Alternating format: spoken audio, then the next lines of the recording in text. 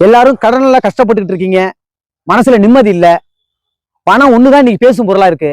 அந்த பணத்தை வந்து நமக்கு எப்படி வரணும், அந்த பணம் எப்படி நம்மளை சேர்க்கணும், அந்த பணம் நம்ம லட்சுமி எப்படி வரணும்னு சொன்னா, முதல்ல ஒரு பூஜை அறையில எந்தெந்த இடத்துல எதை வைக்கணும் ஃபர்ஸ்ட் நீங்க தெரிஞ்சுக்கணும்.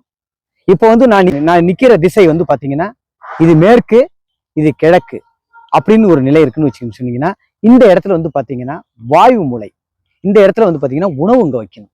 இந்த இடத்துல வந்து பாத்தீங்கன்னா ஜலமூலை, இந்த இடத்துல தண்ணி வைக்கணும், தண்ணீர் இந்த இடத்துல வைக்கணும். இந்த இடத்துல வந்து பாத்தீங்கன்னா அக்னி மூலை, இந்த இடத்துல பாத்தீங்கன்னா அக்னி வைக்கணும். இந்த இடத்துல வந்து பாத்தீங்கன்னா குபேர மூலை, இந்த குபேரன் இடத்துல வைக்கணும். ஆனா ஒவ்வொரு இடத்துலயும் 4 இடத்துலயும் வந்து பாத்தீங்கன்னா ஒரு சின்ன பிளேட் வாங்கி வச்சுக்கணும்.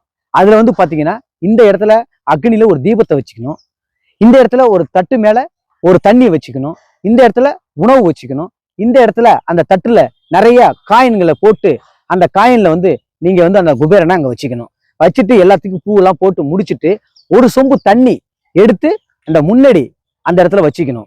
நான் நிக்கிறது வந்து பாத்தீங்கன்னா இந்த இடத்துல போட்டோ என்ன கேட்டீங்கன்னா, உலகத்துக்கே படியளக்கும் பரமசிவன் நம்ம அப்பா சிவபெருமானுடைய போட்டாவும் பார்வதி அம்மாவுடைய போட்டாவை நடுப்புற வச்சு முருகப்பெருமான் விநாயகர் இவங்க எல்லாம் 4 திசையிலையும் வச்சு நீங்க வழிபட்டீங்கன்னா செல்வங்கள் உங்களுக்கு வந்து சேரும், கஷ்டம் தீரும், பொருளாதாரம் வந்து உங்களுக்கு நிறைய கிடைக்கும். எல்லோரும் கஷ்டங்கள் தீர்ந்து மனநிறைவோட மன மகிழ்ச்சியா குடும்பத்தோட குழந்தை குட்டியோட எல்லாரும் நீங்க நல்லா இருக்கணும். அருணாச்சல ஈஸ்வரர் அருளாசியோட.